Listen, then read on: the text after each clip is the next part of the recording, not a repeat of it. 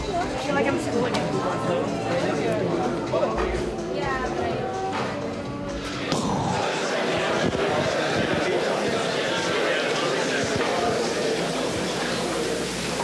I didn't even say anything. Hello, Montreal! Woo! So, welcome to Startup Weekend Montreal! Woo!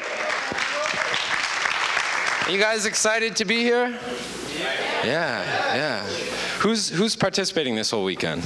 Who is not participating this whole weekend? For shame. Okay, who here writes code? Oh yeah, wow. Who here uses Adobe Illustrator? All right. Who here does other stuff? Cool. Who here has been to a startup weekend before? All right. Who here has won a startup weekend before? All right, this guy. Talk to him. Okay, who here is from Montreal? Oh, wow. Who here is not from Montreal? Wow, that's great. Where are you guys from? Vancouver. Austin? Louisiana. Egypt. Philadelphia. You don't sound like you're from Egypt. Okay. Huh? All right. Okay, you guys excited? Woo! All right, quickly, my name is Adam. I'm the COO of Startup Weekend. I'm from Seattle, but I went to school in Vancouver, so I'm part Canadian. So I've done this probably about 25 times all over the world. Been doing this for about 3 years. This is not my full-time job. I don't just travel the world and facilitate events. I've participated in 4 Startup Weekends, and I have never won. So everything I'm about to say to you, you can just take it with a grain of salt, right? It might be bullshit. Who knows? This is my motto, do or do not. There is no try. Okay, so first, before we get into it, guys, I would like all the organizers and volunteers and everyone who has a volunteer badge to stand up, please. Sergio, Charles, stand up and turn around and take a bow, a curtsy. Guys, applaud these guys. Come on, do a curtsy. So these guys are the reason we're here. These guys are the reason that there's stuff happening in your community. These guys are the reason that all of this opportunity is available for all of us. So Startup Weekend is completely volunteer powered. We have people like Sergio, like Charles, like Irina, all over the world who are stepping up with no compensation, with nothing, basically, to create opportunities for you guys, for entrepreneurs, to create community, to create connections. And they work so much. You guys win just by being here, by dedicating a weekend of your time when it's so beautiful outside. You're going to sit and sweat for 54 hours straight. But these guys have been working on this event for 4 months intensively, really, really hard. So these guys, every time you see them, pat them on the back, buy them a beer, do, whatever. Make their dreams come true because they're the reason we're here. So kudos to these guys. So first of all, why are you here? Shout it out. Why'd you guys come here? Have fun. Learn, build a business. What? Get involved. Build community. That's vague. Make it happen. All right. Volunteer. Sorry? Give back. Give back. To who? The world. All right. What else?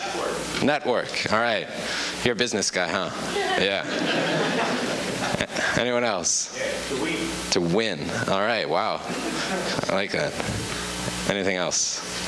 Okay, cool. So the point is everyone comes here for very different reasons, right? So some people come here because your friend was bugging you, making you feel guilty. Come with me, I don't want to be alone. Some of you got dragged here. Some of you have been waiting for this for 6 months. Some of you have been sitting on an idea for 2 years, and you just have that itch and you got to get it out and you got to do something with it. And you said, finally, okay, whatever, $100, I'm going to make the commitment, I'm going to do it. But everyone's here for different reasons, and that's really important. But why we think you are here is that you are a type of person You are a type of people that are insatiable, that are unsatisfied with the status quo, whether that's with your life, the world around you. You are doers. You want to change things, and you believe that you have the ability to change things. And if that's not why you're here, or if that's not why you think you're here, hopefully by the end of the weekend, you will be that person, and you will know you are that person. So we host these all over the world, as I said, and why we really do it is primarily just for the people, right? So everything we do is about people, right? So we're actually, a kind of hidden secret is that we're an educational event. And don't leave. A lot of people come here for the sex appeal, this idea of starting a startup in 54 hours, and that happens, right? Even here in Montreal, if you guys were at the Founder Fuel demo last night, 2 successful companies pitching, I mean, it happens, it's great. But for the vast majority of you, you're not gonna come out on Sunday with a, ready to be funded, ready to go into an accelerated idea. The mass majority of you, you'll get them out of the weekend, you'll say, wow, that was a shitty idea, I shouldn't have joined that person's team, wow, I made this mistake, I did this. But you will come out with perspective, you will come out with learnings, and probably most importantly, you're gonna come out with connections. So there's something really, really powerful about spending 54 hours sitting next to 4, 5, 8 people working, right? Working in an environment of complete uncertainty, complete unknown. You don't know any of these people, but you're spending kind of more time and more intense time than you are with most people that you've known for years, right? So that's really the kind of the secret sauce and the value in all this. We call it kind of action-based networking. That's pretty lame, but I mean, it's really something amazing, right? So people find co-founders here. People find business partners, and whether it's someone that was just one random person on your team, someone that you just actually saw and kind of had great interactions with throughout the weekend, having to actually get shit done in a high-pressure environment where 48 hours later, you guys are going to be pitching to a panel of judges. You're all emotional. You're all stressed. You're all working hard. You're all fueled on Red Bull and maybe some other things, and you're lacking sleep, and you're really emotional, right? And learning to deal with a team and meet people and all that, you're going to come out with some amazing connections. So be open to that, I guess, is my advice this weekend. So again, Startup Weekend is pretty massive. We got a lot going on. This year we're scheduled to do almost 800 events. So if you do the math there, we have on average around 15 or so every weekend around the world. And we're a grassroots kind of phenomenon, right? This wasn't something that we tried to do. We were scratching our own itch. We're about 4 years old. And we're started by a guy named Andrew Hyde, who was working at Techstars in Boulder, Colorado at the time. And he applied to Techstars. He didn't get in. He got rejected. And he was like, no, I'm going to come. I'm going to do something. So he self-appointed himself a community manager. And he got there, and he saw this energy and all this enthusiasm going on over the course of 3 months. And he was like, man, what if we just compress this into a weekend? And from there, we did a few events, and it went viral, right? So now this is happening all over the world. I've been to events in places like the Gaza Strip, in places like Beirut. We have them in Iraq. We just had an event. And they take different forms, and it means different things to different people around the world, but the core aspect is all the same.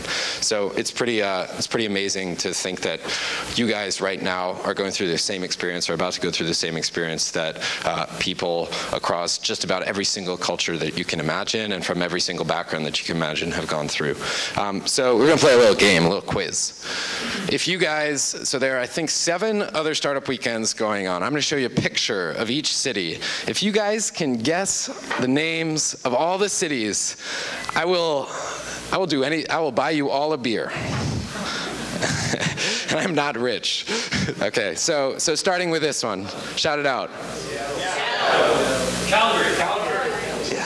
Seattle, really? Yeah, Calgary. All right. That scared me for a second there. It's not Seattle.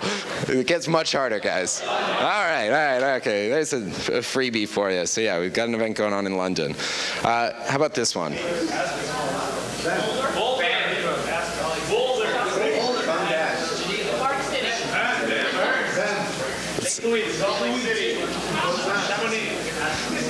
I heard something close, but you guys haven't gotten it.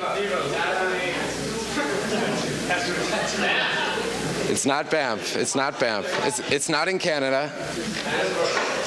Salt Lake City. Telluride, Colorado. Yeah, who could?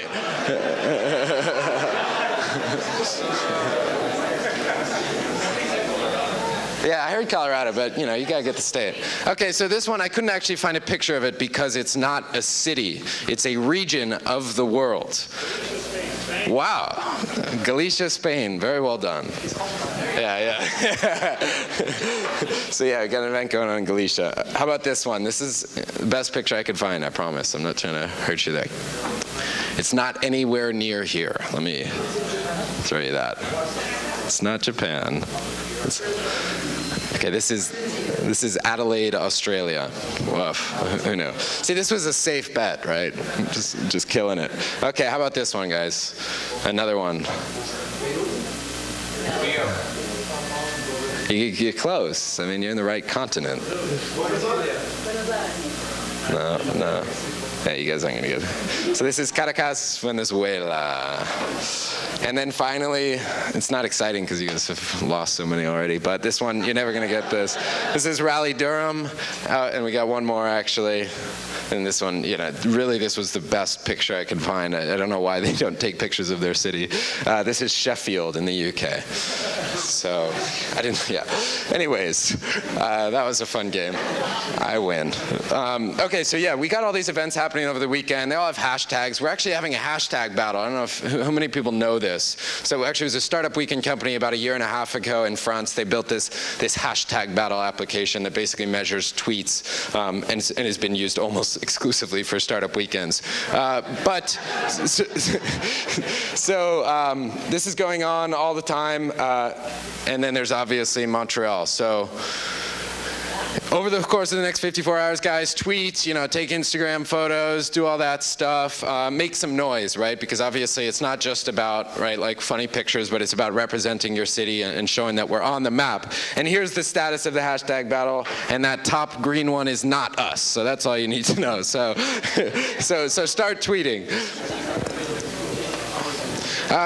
Quickly, before we kind of get into things, I basically want to thank, we have global sponsors basically that support us organizationally across all our events around the world, and these guys are really the ones that make it happen for us. So Google for Entrepreneurs, it's a subsect of Google. It's an amazing group of primarily women who basically do immense amounts of things to sponsor all kinds of entrepreneurial activity around the globe. They have all kinds of great programs in terms of training boot camps and everything. That help out entrepreneurs. So check them out. Microsoft BizSpark, most of you guys have probably known this.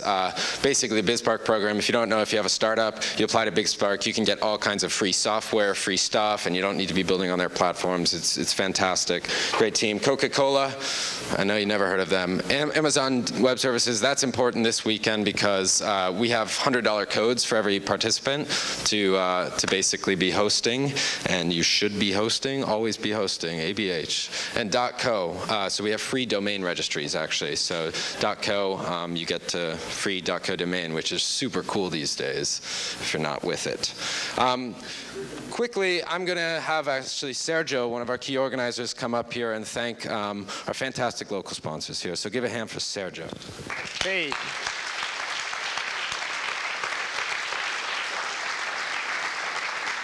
Donc, bonjour Montréal, ça va? Thanks for being here. It's awesome. So everything is possible here because of our premier sponsors. I have to thank especially Concordia University because they can giving us like 2 buildings to run this event. And when I was talking with Adam and Leslie Jump, who's board director of Startup Weekend headquarters, was saying, Sergio, we're not used to that.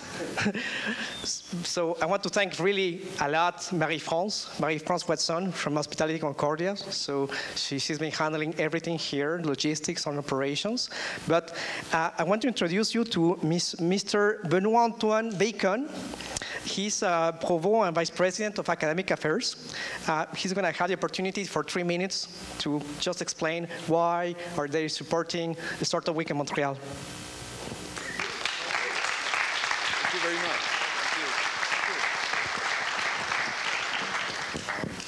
Good evening, everybody.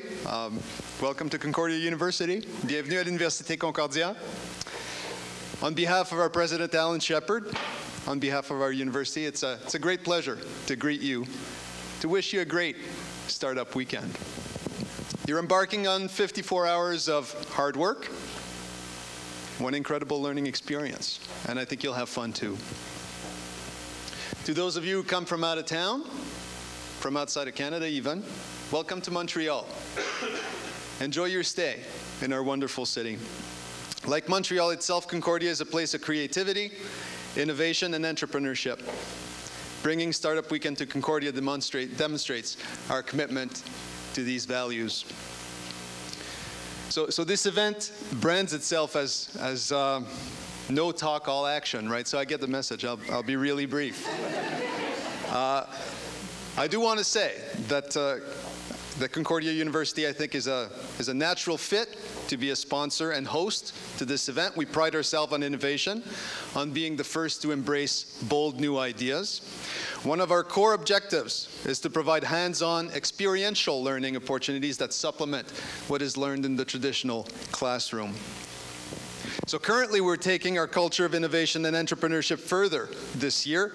One of the new initiatives that we have going on we call District 3 and is particularly exciting. Let's see. So District 3 is the result of alumni, students, and academic leaders coming together to create a workspace at Concordia that helps to unleash bold ideas that we have in this community. So this started in the Faculty of Engineering and Computer Science, but now we're going university-wide with it, reflecting the reality that innovation often means bringing together people with different backgrounds and perspective to explore the different dimensions of a problem.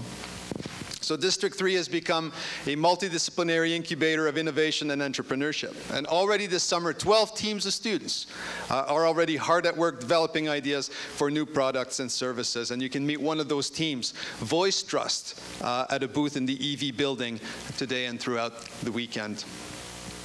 So through initiatives like District 3 and by hosting events such as Startup Weekend Montreal, Concordia University plays a vital role in fostering a culture of innovation and entrepreneurship.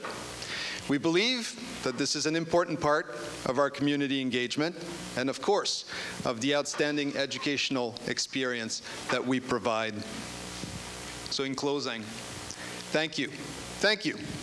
Thank you for being part of this exciting event, for helping to build an entrepreneurial community that contributes to growing prosperity here in Montreal, in Quebec, Canada, and beyond. Thank you very much.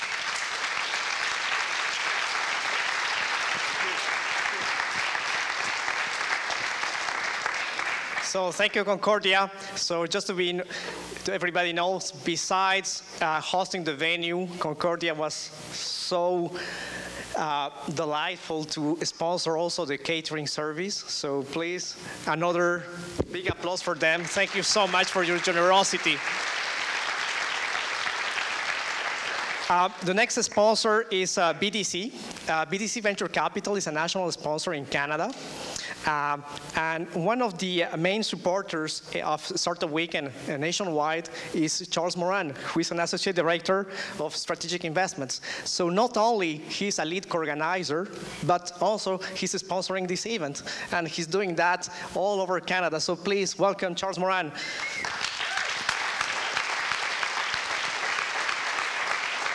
Hey guys, I won't take up too much of your time because I know you guys are probably eager to get on with our awesome panel and then pitching and getting to work.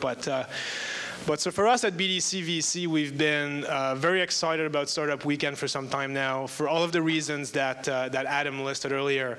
And about a year ago, we decided that we really wanted to make it happen nationwide. So we made a large commitment to provide a base level of funding to all events across the country, kind of based on a city tier system. So Toronto, Montreal, Vancouver getting the most money, and then second tier and third tier cities. And Adam and Leslie, who's a board member at Startup Weekend, were just in our offices earlier today. We're talking about some statistics about the growth of Startup Weekend in Canada. What were the stats again? 16, 2012, 36. Yeah, 16 events in 2012, and then 36 events set to happen in 2013. So massive growth, really, in Canada. And we don't want to take all of the credits for that, but we think that, but we're really happy to have been a catalyst for that, and then we hope we can continue to collaborate with you guys. We think it's an awesome platform, and wish you guys a great weekend and a ton of fun.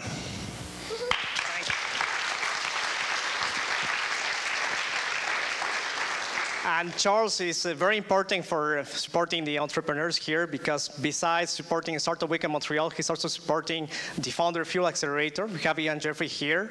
So just to know that last February, our two first winners, they got selected after 1 month. They quit their jobs and they started a company, a physical company. And yesterday they pitched in the first two companies to pitch a Founder Fuel Demo Day. So thank you very much, Charles, for your support. Third, I want to introduce a person that is very a kind person. I mean, this was the easiest sponsorship opportunity I had. I just present myself to that person and I ask, I have an event for entrepreneurs. I want to support the entrepreneurship community. I want to foster entrepreneurship community. And I just said that, and the person says, what do you want from me? I can give you whatever you want. I couldn't believe that. And then she started talking to me about how she wants to build a community. And that person is Nathalie Volon from Quo Vadis. So thank you so much for sponsoring us. Please, Nathalie, come here.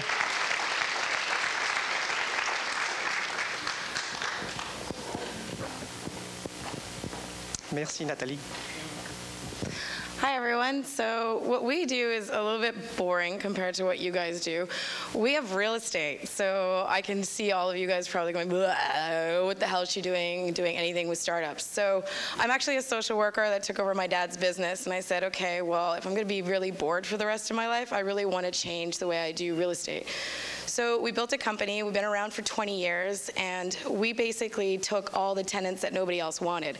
We took all the tenants that had crazy ideas. We took all the tenants who basically had no financing, no funding, and really had no business plans and had some crazy ideas and said, hey, come and be part of our projects. What ended up happening is that we now have 1.7 million square feet. We have locations all over Montreal. We started a company called Monocle a couple of years ago, where we basically incubate small businesses now.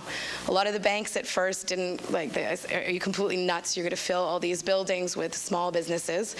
40% of our tenants have grown, and I believe that startups are actually the way of the future of Montreal, actually globally, if you look at the movements.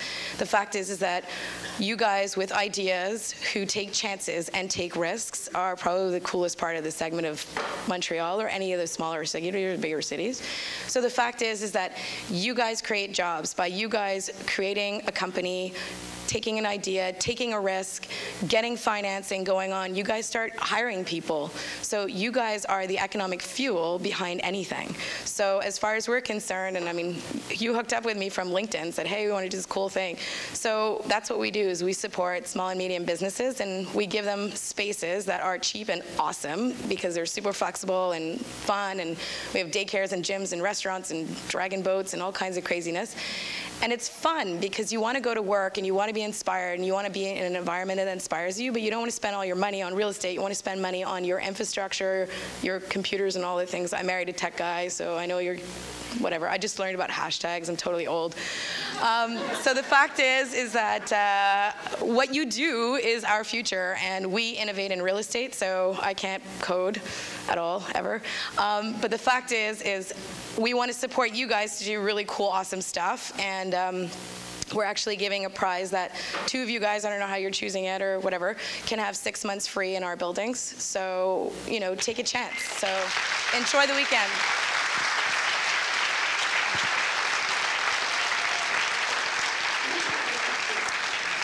Thanks, Natalie. Really, this is an awesome prize. So for the top 3 teams, you're going to have 6 months of free co-working space. I mean, everything is included there, so thank you so much. Then I want to ask a person with a good heart. I know her in Rio de Janeiro in Brazil in March. And when I was setting up just the idea of had a Startup Weekend edition close to a Startup Festival, a lot of people said to me, you're crazy. Montreal cannot have 2 events per year. What are you doing? And then I had this person say me, Sergio, I want to coach. I want to be a judge. Whatever you want. I'm going to pay my flight ticket. I'm going to pay my hotel. I just want to help. it was the first time I saw that kind of person. And person is Leslie Jump. He's board director of UpGlobal. This is the headquarters of Startup Weekend. So please, Mrs. Jump.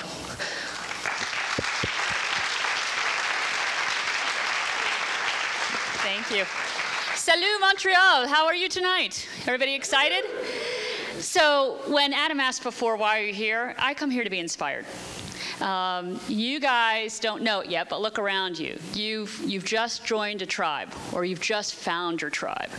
And this weekend has the power to change your life. And we're doing it in a few cities this weekend. We're doing it in 110 countries around the world. They've done it on the Amazon in Brazil. They've done it on, in Tehran, Iran, if you can imagine that. So you guys have the innovation and the energy and the creativity and the power to transform the world. And that's why I'm here to help you. So thank you for coming on behalf of the board of UpGlobal. We really appreciate your time and energy, and go rock this weekend. Thank you.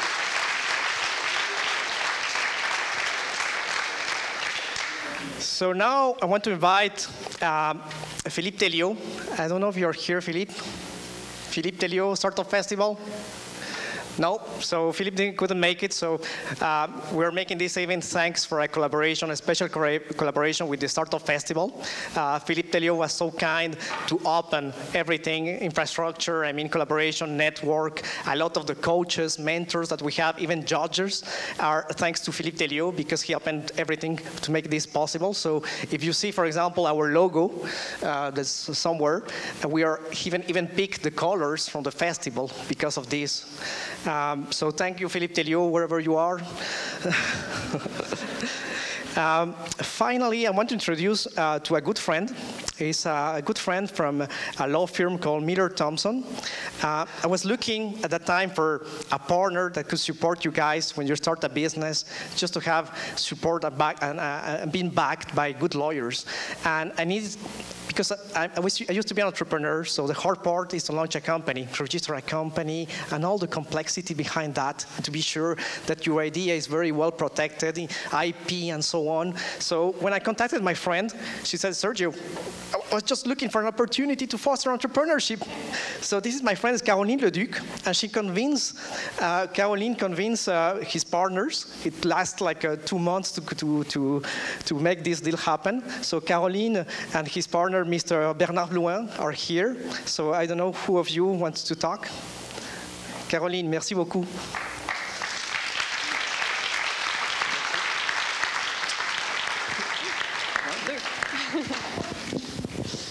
Yeah, in Quebec, la bise, it's 2 kisses. So hi everyone, I'm Caroline Leduc. I'm a lawyer at Miller Thompson's. We're very proud to sponsor Montreal Startup Weekend for the first time this year in Montreal. I'm quite sure we already sponsor that kind of event elsewhere in Canada, because Miller Thompson is really involved with startups all across Canada. We do have offices all across Canada, and we try to help startups as much as we can. We offer a program which is called MTech. MTech program is a program with legal packages offered to startups at good rates. It's sometimes hard to find with lawyers. And we also try to offer you the services you need and the services that suits your needs, which is also very hard to find with lawyers. And I wish you the best of luck for this weekend, and I wish I could be one of you guys and try to start a startup with you. Unfortunately, I'm not that kind of people, but you are, so enjoy. Thanks. Thank you, Caroline. It's very important. You need 2 people always in your life. One is a good lawyer, and second one, a good accountant. That's a good advice. So, Adam, and then, well, I have to thank all of our other sponsors. We have our gold sponsor, which are District 3, the incubator. Thanks, Noor and Xavier Henri Hervé for making this possible. Please. We also have here Mrs. Maud Theroux-Sagan from CYBF, this Canadian Youth Business Foundation. So thank you very much, CYBF, for supporting Startup Week in Montreal. And also we have the vendor coach, Davender Gupta. Are you here? So Davender, he's a coach for startups in Quebec City, and he's bringing a lot of value for the event. Tomorrow morning, you're going to have a breakfast and learn with Davender. So basically, he's going to guide you to the business model generation and Canvas. So this is going to be very useful for you. And Davender is also giving free prizes for some of the finalists. So we're going to have free coaching and also an access for the Startup Academy, which is a program that he's running in Quebec City and Montreal. Also want to thank all of our silver sponsors, Founder Fuel, Real Ventures. Thank you, Ian Jeffrey, for coming. We have also Yellow API. You're going to have also free swag from them. Microsoft BizSpark. Christian, are you here? No, Christian is not here. Not yet. So we have also Fasken Martineau, another law firm that supports entrepreneurs. Thank you for Jean-Nicolas Delage for supporting us. We have O'Reilly. O'Reilly is going to give free books from you from all the Lean series. I mean, Lean Analytics, Lean UX Design, and so on. So there are other prizes that you have here. 99 Designs. 99 Designs support for making the logo and all the T-shirts that you have. It's a free contest that we got. We got also Sage, accompagnateur entrepreneur, who is supporting us, and we have BlackBerry. BlackBerry actually has an awesome prizes. We have 4 devices, 4 tablet devices for free for finalists. Tomorrow morning, you're going to have at 10:30, 10:15, I think, a BlackBerry workshop. So these guys have a demo table. So if you need anything from BlackBerry, they are here for you. Microsoft, I forgot, they also have a demo table. And finally, Esri Canada. Esri Canada is another easy sponsorship I got. I just received an email from them. We just paid $1,000 for supporting you. We want to be there. Thank you so much, Esri Canada. You have 2 people from Esri Canada tomorrow morning. So they're going to be, if you need, they have a location software platform. So they're going to give you free codes so you can use their platform. So that's about it. We're going to start now with the CEO panel. So I would like to invite our moderator, Mr. Ian Jeffrey from Founder Fuel.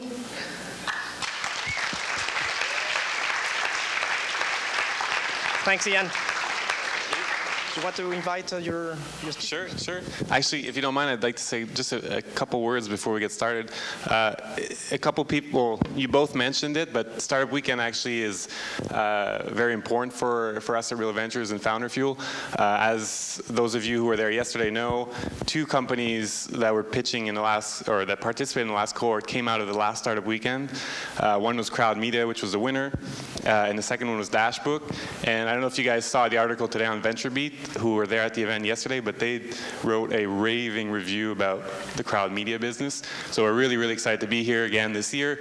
And the 3 winning companies, or the first, second, and third place, will get another fast-track interview to the next cohort for Founder Fuel. So no guarantee they're getting in, but we'd really love to be able to bring another company in. So thank you very much. So maybe, if you guys do some good stuff this weekend, we might see you in the next cohort.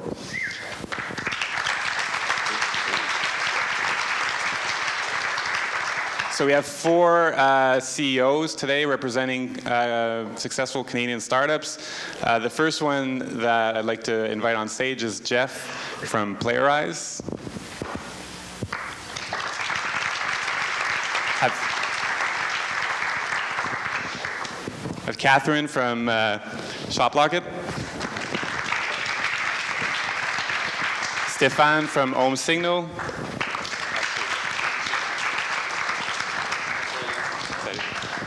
And Mike from Top Hat Monocle.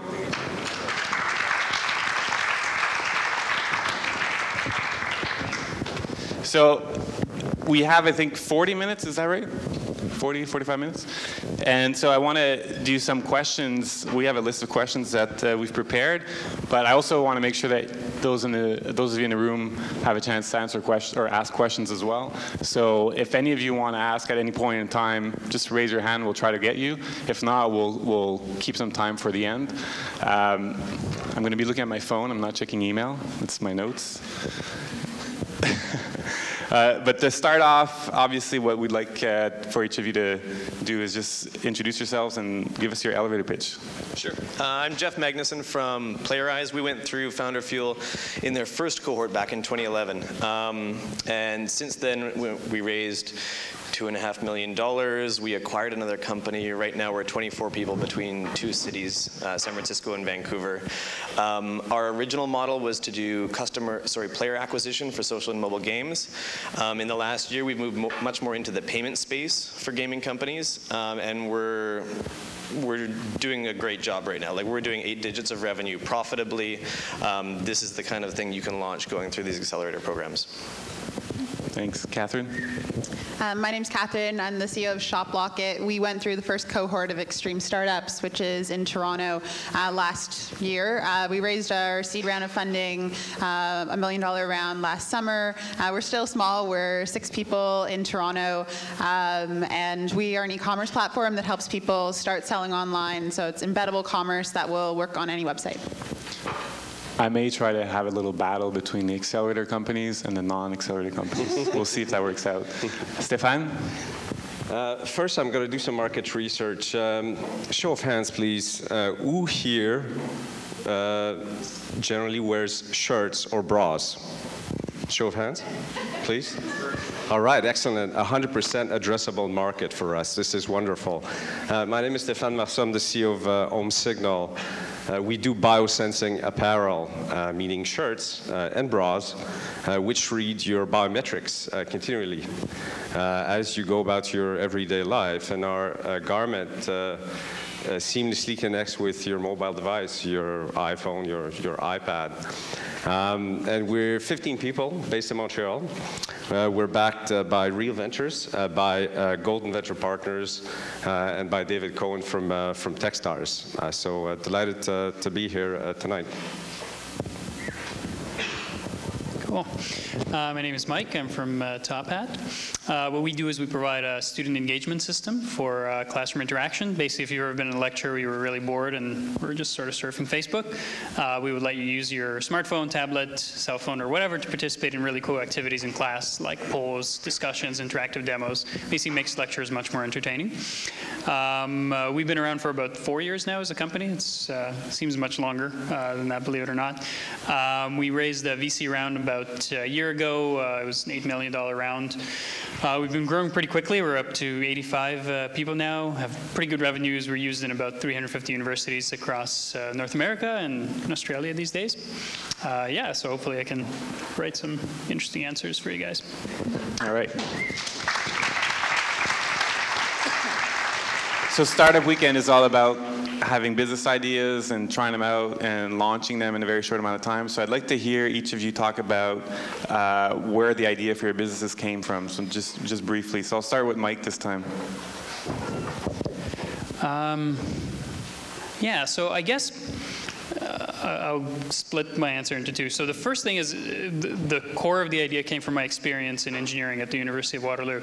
If any of you have taken engineering, or really I guess any major, you probably experience a very dull lecture environment, or at least in some of your lectures, that wasn't super effective, didn't really engage you. Maybe you stopped showing up to class, as I did. And you maybe wished, hey, probably this could be improved somewhat.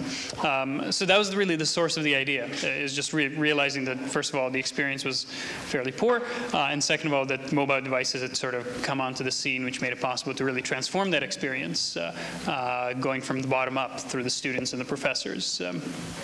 So that's the real core of the idea. The second thing that we did that was crucial was that we actually talked to customers. professors, university administrators, to validate that the idea was good. And that was critical. I would say that's probably the biggest mistake that especially engineers tend to make, is they don't talk to customers. They just come up with a really cool, awesome sounding idea and spend a year, working on it in their basement, only to realize that they built something that nobody wants. So, as a takeaway, please talk to your customers. That's crucial. Catherine. So I had always known I wanted to start a company since I was really, really little, but I had absolutely no idea I would end up in tech.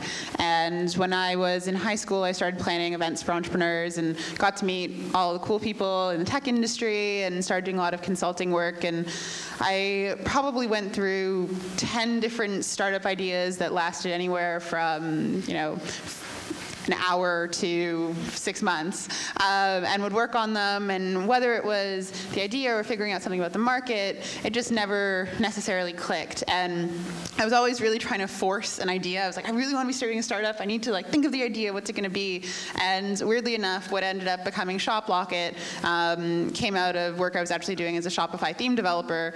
And in doing that, I'd actually been working on this for about 5 months while trying to think of startup ideas. And then I was like, oh, maybe that was the idea. And that's how it started, and that was probably almost 2 years ago now. Jeff. Being pissed off personally, like running into a problem in your job that just pisses you off, and then figuring out how to solve it, much like you're just saying. My co-founder and I were working at a social game studio, and his job was to market the games. Like, we were building the games, I was the operating officer, he was marketing, and then it was his job to grow the game. And this is 2 years ago or so. There was only one way you could really grow a game, and that was to spend a whole ton of money on Facebook ads. And he was like, this is stupid, this is ridiculous, I know 18 other ways to grow a game, and that's where Playerize came from, is like bashing our heads against a problem when we were already doing a job and figuring, oh wait, if we're sucking at this, there's 1,000 other people that are sucking at this, and there's a need for a product. And then of course you go through exactly what you were saying, the need to, you validate the idea. Sometimes the problem you're bashing your head against is your unique problem and no one else gives a shit. But most of the time you need to go out there and talk, and it turns out every other social game studio in Vancouver had the same problem, and they were willing to pay us to help solve it. So we left those jobs, founded Playerize, and beat the idea. Who cares about Vancouver? So we went to San Francisco. We got more validation. But yeah, it came from problems. I didn't hear that in the answers earlier either. On why you were here, it should be really to also solve problems and build products. Like, the best things that come out of this weekend are going to be where you're solving a problem for somebody. Otherwise, nobody's going to care. True. I tend to agree that the piss-off factor had a lot to do with what led me to OMSignal. Several years ago, a close relative was diagnosed with a serious illness, an aggressive form of prostate cancer, and he went and consulted with 4 different specialists in the Montreal area, and each of them gave him a different therapy. One of them was immediate surgery, the other one was hormonotherapy, and so on. So 4 different. And I said, hold on for a second, just let me, I'm not medical, but dealing with information is kind of my mojo, and I called my buddy who's a professor in a relevant area, and I tried to figure out which of these treatments was most effective, and having sort of an empirical mind, looking for data, that at least would guide this life-altering decision. Should he do this or that? Like, obviously that's his decision, but at least it could be informed by statistics and outcomes and measures. And if you're raised in tech, there's information about everything. And I was pissed off to see how little data sets there were, and figured out that a lot of these decisions relied on guesswork. So the notion of bringing data to health, to the healing process in general, is something I thought was interesting, and our shirts bring a ton of data that your body metabolism, is is becoming datafied through our shirt. So that's the link. The other thing is sort of more serendipitous. In 2008, my co-founder and I were working for a huge operator in the United States, one of the very largest, helping them to get into mobile health. And so on their dime, like we traveled the world looking at various biosensors and understanding the market. We even developed stuff, and we kind of paused on this market because there was no money. You know, we knew this was going to happen, but there was no effervescence. Being ahead of the market is not necessarily a good thing. So if you start something, one question you want to ask yourself is why now? You know, and so we decided not to start at that time. We designed a bracelet, in fact, you know, with an accelerometer, much like the Nike Fuel Band, but it was too early anyways. But when we saw the market happening in 2011, then we had, you know, we meditated on this for many years, and we were looking for the next wave of wearables. Wearable computing is a big deal these days, and we thought that the next wave was going to be about real, insightful data about your body, not just about the number of steps you made, although number of steps is cool, and that's what led us to apparel. So these are kind of two threads that led us to create OMSignal. So everyone in the room here wants to build a business, right? And Catherine, you said that you always wanted to be an entrepreneur. I'm going to pick on Stéphane a bit. When you look at your background, you've played, you know, very senior roles, CMO roles in very, very large companies. So how does someone go from a role like that to, you know, starting a small startup? Yeah, no, interesting question. Indeed, like just half of my career, if you wish, was senior roles with large companies, and half was doing startups and doing angel investments. And I sort of was pulled ultimately to the startup experience with all the risk that it contains. And I mean, it's far more intense. Like, let's not bullshit ourselves here. Like, startup is freaking hard. Like, it sucks. Amen. It's hard. It's hard. Really hard. But it's so rewarding and so real and so much more profound as an experience in many respects, and it's hard to contrast. Every startup, every job has their specificity. But I'll offer one comment, Ian, on this. Is I find, because I can contrast both experiences, is in a startup environment where people have a mission, there's a different engine. You know, people are there more than they do want to change the world, and you guys talked about this in the introduction. And also on a personal level, in the corporate environment, there's distance between people. There's format, there's procedure, there's politics, and there's far less in startups. So everything is much more real and intense, and it's an interesting garden of personal development, I'd say, without sounding cheesy. You know, it's just, since you asked the question, that's one of the things that I think is so rich about building and creating. So Jeff, you mentioned that, well, I want to talk about pivoting a bit. So you guys pivoted from just user acquisition to more of a payment processing. So I want to hear about why you pivoted. How was that a difficult decision? Can you talk about that a bit? Sure. We didn't actually really pivot from acquisition into payment processing. We bought a company that did payment processing that was really well aligned with what we were doing, and that took our business to a whole new level. We did pivot during Founder Fuel, though. Like, our original model was definitely around, like, it was a no-brainer of a model. It was going to be profitable. We had a bunch of people interested in it. But when we started putting it in front of investors, they were like, well, that's nice and all. You're going to make some money, but I really don't give a shit because this can't go to like a significant outcome. Like, the fact that you can generate a couple $100,000 of revenue a year really doesn't float anybody's boat when you're trying to get investment from somebody and build something big.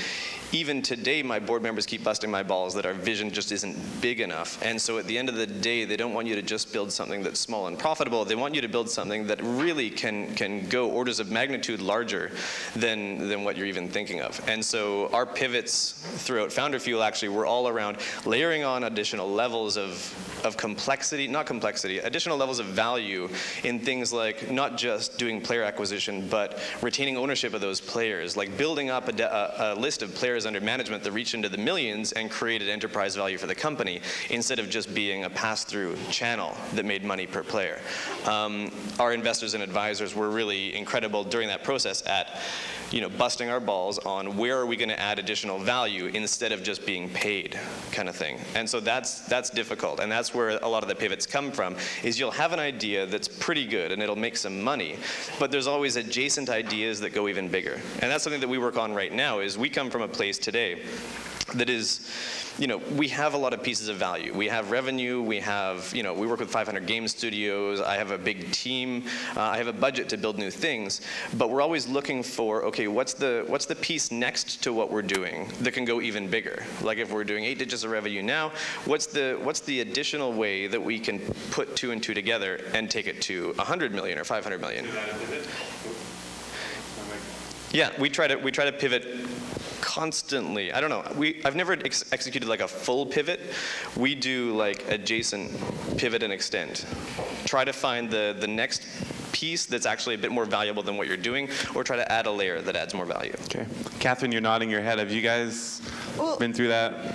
For us, I'd say it's been sort of this constant evolution and constant journey. I think that the pivot stories you hear are when someone goes from like sticky bits to turntable, and it's like, oh my God, you pivoted. That's a new business, right? Really, I think that in most startup cases, you just learn, and you learn so much every single day. I mean, our idea, it started a hell of a lot smaller than what it is today, and the more we found out who our customers really were, the more that we had conversations with people, the more that we worked on the product, the more it became clear what we should evolve into and what the product should evolve into, and who's buying from us. And we started as this really super simple embeddable commerce widget, and at this point, we finally know who our market is. We are much more about being sort of the full spectrum for these entrepreneurs than just sort of this one tool that they'll use one time. And I think that it was more just an evolution for us, but we're constantly looking for opportunities, and I think that's just the nature of being an entrepreneur. You can't be so stubborn on this one thing that you're working on that you're going to miss out on this major opportunity that's right over here that if you just opened your eyes, you might be able to see. Mike, any comments on pivoting? On pivoting? Well, I can explain kind of our pivot. We had a pretty interesting story in that we didn't actually pivot the product all that much. It was a pretty natural evolution, everything that we developed. We had to pivot our business model pretty significantly. Our original plan was actually to try to sell things to schools, to universities. Which is a disaster. So if anyone is working in an education company that in any way involves selling to schools, just don't do it. I can tell you in more detail why you shouldn't do it, but just trust me, don't do it. But that's what we tried to do. And very quickly we realized after talking to maybe a dozen different university administrators that that's pretty much where companies go to die. I mean, it's a process that takes years, literally years, to sell something to a university. And that's why there's really only a handful of these big enterprise university software companies. So for us, we came up with kind of a weird twist on the business model, which is to sell a software product in the same way that textbooks sell their product, which is to basically offer it optionally to students. If they choose to participate in a course, they purchase a subscription, and the professor just uses the technology in their classroom. And that was a pretty big decision because nobody had done it that way at the time in education. And in the end, that risk ended up paying off quite a bit because we ended up being this sort of pretty interesting education company that had figured out how to monetize that market. So it was a very risky, kind of crazy thing to do at the time, but ended up paying off quite well. So monetization, I think the only company here which is pre-revenue, I think, would be OM. You guys are generating revenue too. So how important is revenue to your business? How quickly should you be thinking about it? Should you not worry about it? It totally depends on your business. I wouldn't even say in education, but in higher education specifically, it's pretty important, just because of the nature of the model. In a different business, it may be completely unimportant, and you might want to focus on user growth. So it's totally dependent on the space that you're in. Yeah. Did anyone see Randy Smerrick's talk at Startup Fest? No? He does this talk about how you should avoid revenue at all costs. Because if you're going to get acquired, the likelihood of being acquired is by Google, and Google sees revenue as a liability, right? So if you're pre-revenue, your chances of being acquired by Google are much higher. But I want to hear about what's that? Revenue is the only validation that matters. I can get I don't care how many people you have on your launch rock. If I can get people to pay $50, I don't think you'd optimize for that, of course. Yeah. So, what are some of your customer acquisition hacks? Like, what are you doing to get your user base and your client base and your customers? We have this crazy thing called sales, which is pretty unusual in the startup world. A lot of people, again, especially engineers, are really averse to that, and it's a very, I would say, a bias that detracts from many businesses, because a lot of businesses that could be really effective if you just hire a couple of salespeople. You put them in a separate room. You don't have to talk to them. Just hire some salespeople. They can really be effective. Again, higher education is one of those examples. We've been using a lot of different things for customer acquisition, like whether it's content or SEO or advertising, but in terms of sort of hacks on that, actually recently we hired a bunch of virtual assistants through something called Odesk, and they've been helping us when we want to do a PR campaign and we need contact information and lists of bloggers in these 5 spaces that could potentially write about us. We don't need to be doing that research. Mechanical Turk is something that's amazing for crowdsourced data entries. So if you're looking for email address or researching customers or doing things like that, you can get it really cheap and really fast. Something called Zillabyte is amazing to see who's using your customers' products. So these are just some services that we found that if we can get a lot of the grunt work part off our core team members in an efficient way, it helps us a lot. For us, from a PR standpoint, there's a little hack that we can take zero credit for it. We essentially were directly inspired by Google Glass, the way they launched. But it's the notion of saying we're giving away a few shirts, but to get the shirts, you have to tell us who you are, what you're going to do with it, and talk about this. And it was amazing, just the feedback that we got. It's essentially in a way to crowdsource ideas about your business, and then also to see the signal, what type of use case comes out the stronger. And the second thing is you turn people, even before they have the product in their hands, into ambassadors. So in our case, a product that triggers the imagination of people. It was quite effective. And the second comment is it's not a hack really, but just across the businesses I've run, the one sort of pattern I see is content marketing. 9 times out of 10 wins the day. If you start a business and you got $10 to spend for marketing, most of the time, I don't think it's the right thing to spend $5, $6, $7 on a PR agency or on AdWords. Most of the time, it's all about the story. It's getting the story right, packaging it. Like in our case, we like video on our website. The ROI on storytelling is so much greater, I find.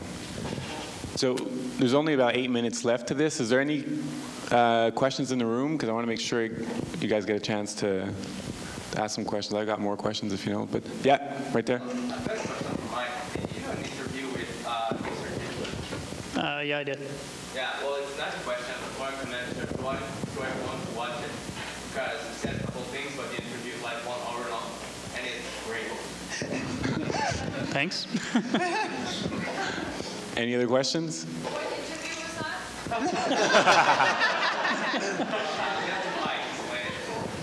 Do you want to talk about it? So there's a site called Mixergy. My interview is probably one of the least interesting ones on there. There's probably something like 1,000 really awesome entrepreneurs, from, I think, the founder of Wikipedia to Andrew Mason of Groupon, and really, so it's a really great site, so go check it out.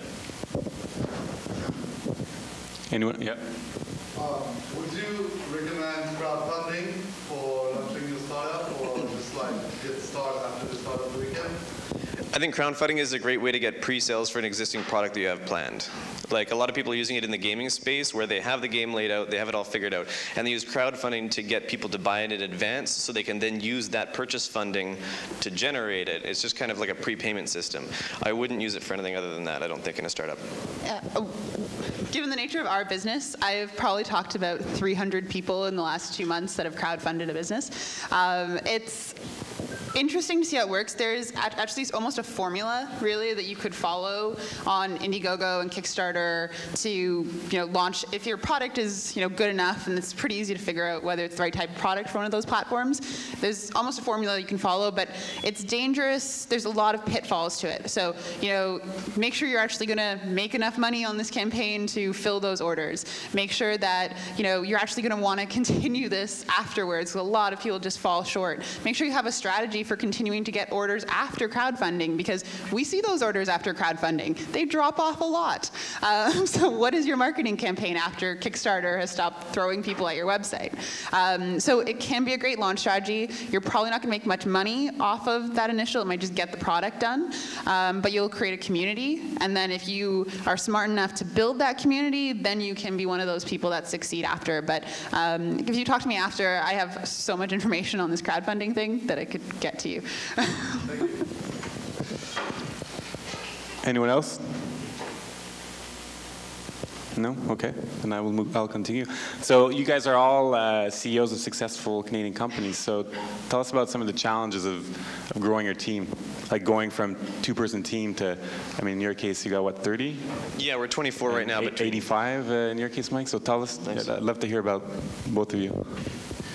About that. So there's a size, and this was my experience, that you hit, which is around, I found it was around 15, that pretty much everyone you hire comes from within your network, and you knew them in one way or another, or someone you knew them. And you could pretty much grow a team up to about 15, maybe 20 people, just that way. And then beyond that, and maybe if your network is bigger, you can get it further than that. But beyond that, it's really critical to start working on a systematic, almost mechanical process for hiring people. Just identify exactly the profile that you want, what kind of experience you're looking for the different roles, how you ensure the quality is high, even when you're not the person who's going to be making that decision. And there's, without any exaggeration, there's nothing more important than that. Because if you do not do that, if you do not focus all of your time on making sure that the quality of people that you bring on is super high, you're going to just wake up one day and your whole company will be just a bunch of bozos, and you'll fail. You will absolutely fail. We've made, if I look back and all the mistakes that I've made, the ones that have cost me the most, that dominate any other mistake, product decision or not making a certain sale, by far and away it's making the wrong hiring decision or putting a person into the role that they shouldn't have been in. So it's critical. And I would even go further that once the company reaches a certain size, a lot of times you find that the people that were okay in a certain role for that size are no longer at the level that they need to be, or to be in that role. And again, it's critical that you, and it's hard, it's super hard, especially if they're friends and people that you've worked with for a while, but you have to rotate them out of the role, find another role, or have them move on, or else again, your company will fail. So it's critical. So I'll say one more thing, that in some ways, your hiring will never be more than, say, 80% accurate. What that means is you're going to have to fire 1 of every 5 people that you hire, and you have to be really quick and sort of you have to make sure you do it. Basically, it's as hard as it is, and unless you're a psychopath, it's very hard. It's a normal thing. It's not something you want to do, but you really have to do it. I can't stress this enough. In some ways, it's even more important than hiring, because even if your hiring success rate is only 20%, as long as you fire the bad people, you're going to have an okay company. But if your hiring success rate is 80%, but you don't get rid of the bad people, you'll still fail. So it's really question critical. for you here. How do you deal with the you know, if there's a fair amount of turnover, like not voluntary, but with the impact on culture and the others, wondering if they're, you know, it fosters a kind of, and I think it's a question that we're all facing. Love your perspective. Yeah, and there's no good answer. It's really hard. The only real solution is just to be really, to have a very high bar for hiring. That's the only way you can avoid having to fire people. But frankly, the impact on the culture is never as bad as letting that bad person stick around. Right, I agree. That's much worse. I want to get to Jeff, because you said something, Mike, about how, like, as the company grows, people that were the right people for the size of the company, they sort of, you know, they don't fit in anymore and stuff like that. You and I had a conversation about how you went from being a co-founder to a CEO, and that sort of how that evolved. I'd love to hear, because that's sort of pertinent to what you just said. I want to hear you talk about that to the audience. First, absolutely, firing people is something that you have to get very good at. I'm kind of proud of how good I am at letting people go right now.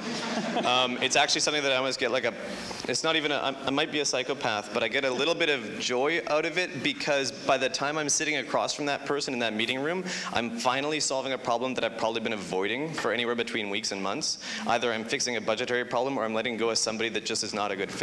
And so that moment when I'm saying, I'm sorry, you don't work here anymore, that's wonderful. Psychopath. Please don't tweet this, you're going to scare the shit out of my staff. But to Ian's question, one of the things that I've had to get that I've spent a massive amount of time on in the last 6 months especially, is as we went from 3 people to 8 people to 24 people, I have had to go from being, like co-founder, partner, lead sales guy, lead product dev guy, lead everything, into being a CEO of, you know, not a large company, but one that has 2 offices and 24 people and like 6 different departments. And I need to be focusing all of my time on things like, how are we communicating? How are we recruiting? We're putting a lot of effort right now into building a recruiting and hiring pipeline. How do we evaluate people? How do we get them up to speed? How do we make sure they're working properly? How do we let Jeff fire them and have that excitement that morning? And then, you know, communicating between the departments, making sure silos and pockets of hatred don't build up. You know, it's easy for the people in San Francisco to hate my dev team in Vancouver, but in fact, they need to really love each other and get along. And so I've basically been trying to dedicate my time as much as possible into learning to become an effective CEO. And what does that mean? And at the end of the day, what that means is you shouldn't be directly responsible for producing any piece of work. Your job is actually, the great analogy from Jack Dorsey is that you are the editor-in-chief. You select the people, you get them to do the work, you edit it and make sure it works within the themes that you're creating and is done at the right time and output at the right time and coordinated, but you're not producing any single piece of work yourself anymore. And so that's been a huge transition for me. Yeah, and sometimes the answer is actually finding a new CEO, not necessarily stepping out. What are you saying? I'm not saying. Jeff, this is an intervention. Just throw me under the bus. Don't tweet that either. You don't work for Playerize anymore. So we're out of time, but I do want to give a chance to everyone to just give a quick piece of advice to the room for this weekend and beyond, but really briefly, because the clock is done. So maybe we start with Mike. I'll just repeat what I said at the very beginning. Make sure you talk to customers before you write a single line of code. That's the biggest mistake people make, is they don't talk to customers and they spend a bunch of time building something that nobody wants. So build something that people want. Mine is about, I don't know if the term applies, lucidity. It's about deal with problems. Like, even though it's hard to look at, like it burns your eyeball, look at the problem, deal with it. Don't let anything fester. Deal with the problem.